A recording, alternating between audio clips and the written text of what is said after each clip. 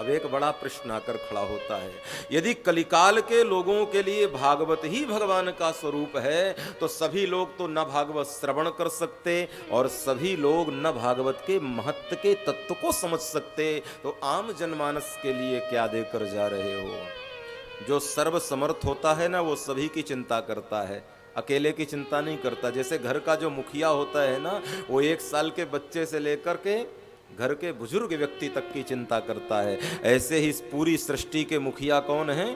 भगवान ही हैं। तो हमारे जब पालनहार परमात्मा हैं तो भगवान केवल उन लोगों की चिंता नहीं करते जो ज्ञानी हैं। उद्धव जी ने कहा मेरे जैसा कोई बृहस्पति का चेला, कोई शिष्य ज्ञानी होगा, कोई विद्वान होगा, वो तो भागवत के रस तत्व को समझ जाएगा और वो आपके दर्शन भी कर लेगा, सेवन कर लेगा, चरणों का प्रक्षालन कर लेगा, भागवत में भगवान को ढूंढ लेगा। लेकिन कोई साधारण सा मनुष्य होगा जो कहीं पढ़ा नहीं होगा, जो किसी सत्संग में गया नहीं होगा, उसके लिए किस रूप में मिलोगे कलयुग में? महाराज ये भी तो बता के जाओ।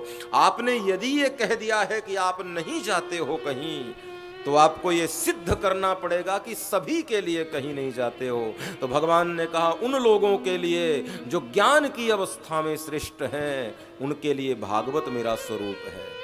भागवत में मुझे ढूंढेंगे, इसलिए विद्यावताम भागवतम परीक्षा, विद्वानों के लिए भागवत परीक्षा का विषय, इतना सरल कोई ग्रंथ नहीं है।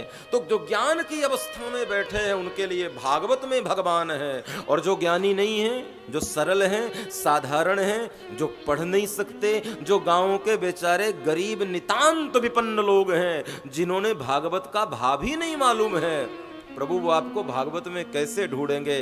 तो भगवान ने कहा उतनी दूर जाने की जरूरत ही नहीं है। बोले क्यों? बोले कीर्तनाद, मेरे कीर्तन और मेरे नाम में वो मुझे ढूंढ लेंगे। ये भगवान की कृपा है, ये भगवान की करुणा है कि जो ज्ञान की अवस्था में डूबे जीव रहेंगे, ज्ञानी और परम ज्ञानी रहेंगे, वो भागवत में भगवान को ढूंढेंगे। और जो ज्ञानी नहीं होगा आदमी, और कई बार ऐसा होता है कि आदमी इंटेलिजेंट बहुत होता है, पढ़ा लिखा बहुत होता है, लेकिन ज्ञान की अवस्था से चूक जाता है, वो ज्ञान की धरातल में तो खोखला होता है, क्योंकि पढ़ने का नाम तो ज्ञान है ही नहीं।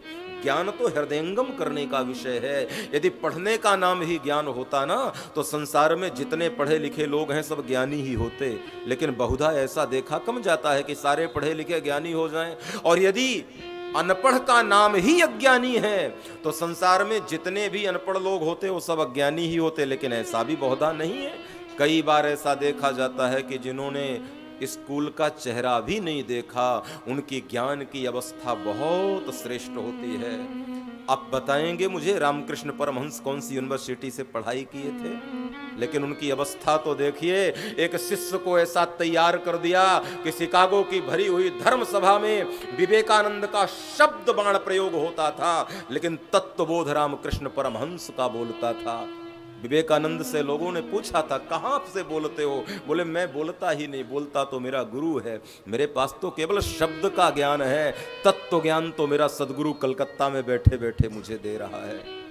अज्ञानता केवल विद्यालय में जाने न जाने का नाम नहीं है, और ज्ञान केवल पढ़ लिख लेने का नाम नहीं है। वो तत्व ज्ञान तो किसी सदगुरु की कृपा से ऐसे प्रकट हो जाता है, जैसे दीप जलता है तो अंधकार स्वाभाविक भाग जाता है।